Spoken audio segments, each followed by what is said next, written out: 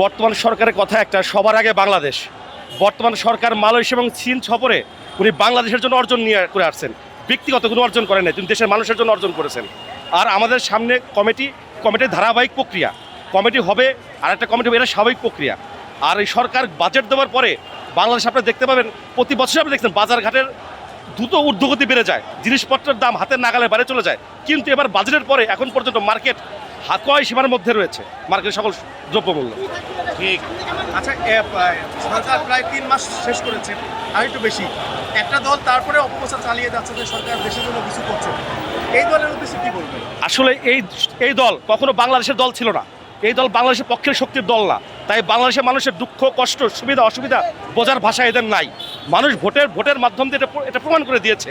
একটা সরকার 17 বছর এই জঞ্জাট দূর করতে কিছুটা সময় লাগবে, সেক্ষেত্রে বিরোধী দলের উচিত এই সরকারকে সহযোগিতা করা। তারা মিথ্যা অপপ্রচার চালিয়ে দেশকে অস্থিতিশীল পরিস্থিতি করতে চায়, এটা বাংলাদেশের মানুষ মানবে না। আচ্ছা, আরেকটি প্রশ্ন সেটি হচ্ছে যে একজন হিন্দু সনাতনী তিনি বাংলাদেশকে আলাদা একটি প্রদেশ করতে চায়।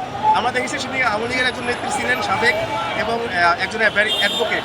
তার উদ্দেশ্যে আপনি কি বলবেন? সে বাংলাদেশকে প্রদেশ, তার বিষয়ে আমার কোনো উত্তর নাই, আমি কোনো কমেন্ট করবো না। আপনার সাংবাদিক ভাইরা আছেন, আপনারা এর উত্তরটা দিবেন।